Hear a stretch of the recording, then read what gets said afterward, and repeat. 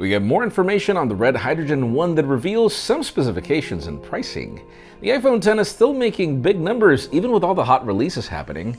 And Samsung might be using Wear OS finally with the Gear S4. I'm Jaime Rivera, back in Studio 2, making my son's life easier by delivering footage instantly. This is Pocketnow Daily.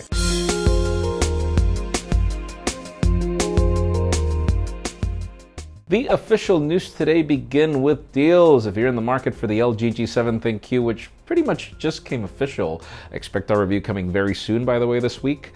Well, it is currently available buy one, get one free on T-Mobile. There are the usual catches. You apparently have to grab the $30 plan, which amounts to $750, but it's actually not such a bad deal if you follow all the procedures. Learn more in the description. Now let's talk about the Huawei MateBook X Pro, one of my favorite devices of the year so far. If you haven't caught my review, I will link you back to it. Loving it, and it's finally available in the United States in stores like Microsoft, Amazon, etc. The list is in the description. Price tag is a little higher than I expected, starting at $1,200, going all the way up to $1,500, but that's the sweet spot because that $1,500 model is a lot less expensive than other competitors, and you're getting a ton of stuff here. You can learn more about it in the description as well. Now let's talk about the Samsung Gear S4, or at least one of the variants. Being codenamed Galileo, apparently, the news here is that apparently it will bring Wear OS. Bear in mind, Samsung was one of the first Android Wear partners back in 2014 with the Samsung Gear Live, I think it was. I had one, but I've already forgotten about it. It's been a long time. Still, Wear OS coming back to Samsung, that's great. We wonder what's going to happen to Tizen going forward. Now, let's move the spotlight over to global smartphone sales. Believe it or not, the iPhone continues topping the list for the month of March.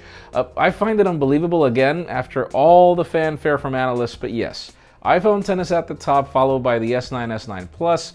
There are also devices from Xiaomi and Oppo, but you know what the most interesting part is? That there are also other iPhones on that list, including the iPhone 6S, I think? I might be confused, but apparently that's another phone that's selling well. You can learn more about it in the description as well. And finally, the hot news today have to do with the red hydrogen one. Everyone prepare your Benjamins. If you're interested in this smartphone, we still don't have internal specifications. We've heard more about the 5.7-inch holographic display, the fact that you will be able to attach modules, but the interesting part is that apparently these are not Red Hydrogen 1 modules. Apparently the ones that work with the rest of the Red camera ecosystem will work on this phone. And obviously you can expect that the price tag goes all the way up to Red Hydrogen ecosystem. Not necessarily. It starts at $1,200 apparently. There will be a variant up to $1,600. But let me know in today's question, would you be willing to invest on a Red Hydrogen one? In my case, hey, we use cameras for everything that we film. The more professional, the better. But the biggest problem is not just the $1,200 price tag. I'm not saying it's not worth it, but I can't imagine how much the phone will be plus the accessories to actually be able to get pro video. Let us know what you think in the comments down below.